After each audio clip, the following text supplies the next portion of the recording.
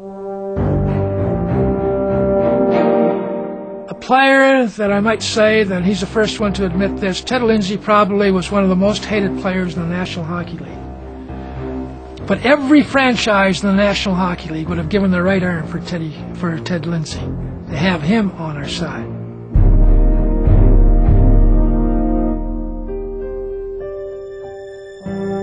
His father had played in goal for the Renfrew Millionaires in the rough, tough early days, and Ted Lindsay, Terrible Ted, was a chip off the old block. We all had our moments. Now, Ted had a reputation of being pretty good with a stick. There can be no question about it. He was a tremendously talented hockey player and a great competitor. He was the leader of the Detroit Red Wings every night he went on the ice. Nobody else. He was the motivator, the leader, and he was not a big man. And his face, you can see the scars on it. I always said he's got one of those faces that holds about 3 days of rain. And, every one of them was earned because he was a little mean out there. A lot of the viewers today wouldn't understand the athletes of our time in the 6-team league.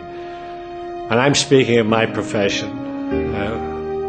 We, the Detroit Red Wings, and I, Ted Lindsay, I hated every guy I played against. And I must say that the opposition, whether it be Toronto, Montreal, New York, Boston, Chicago, they felt the same way. And this was a feeling. It was a feeling of hate. And it's a wonderful way to play hockey. No coach ever has to get you up. For his size, he was tough. You look at his face, and he's cut all over. He never backed out. Nobody. I remember him and Rocket. It was unbelievable.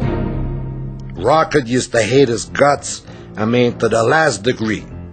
It's because Ted Lindsay knew how to antagonize Rocket, how to make Rocket mad. Not because he hated Rocket, but all of a sudden he found something to make Rocket slow down. Myself, I used to try to insult the Rocket. I used to try to get him so mad at me that he'd forget about playing hockey. And a lot of nights he would get that mad. And I was accomplishing what I wanted to accomplish, but I also made sure that I knew where he was and I knew what he was doing, because there was, as I said earlier, there was only one thing that there were nights that he'd love to see me dead, Well, I had a few little scrap with him, and I hit him once in Detroit after he was calling me all kinds of names.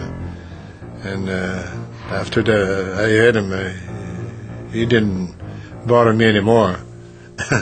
But just the same, he was a good hockey player, a hard worker. That's the main thing.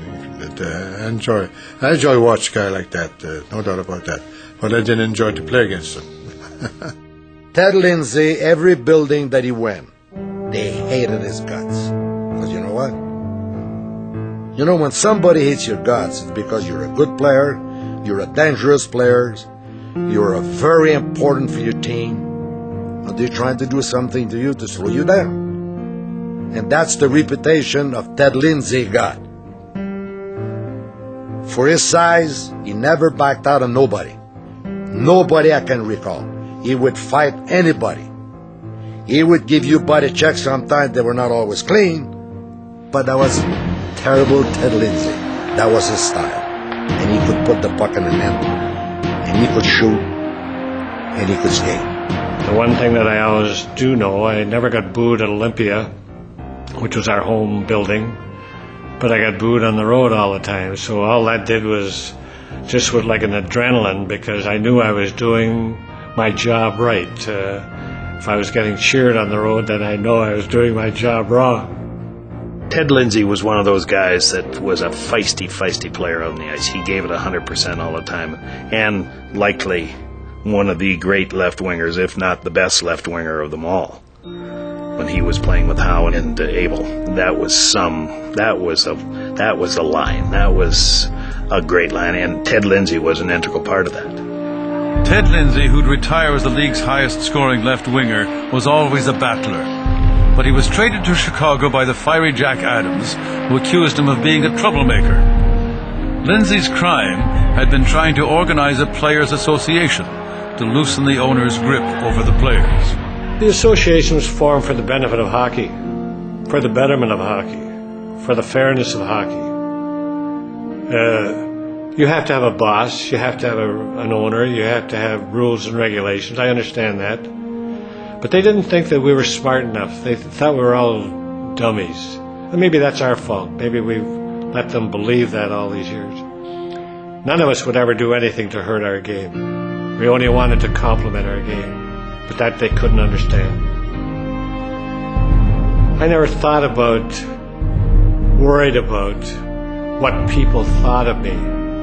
All I do know is that when I went to play hockey, I never cheated anybody. And anybody that was sitting up in the stands, they got everything that Ted Lindsay could give them.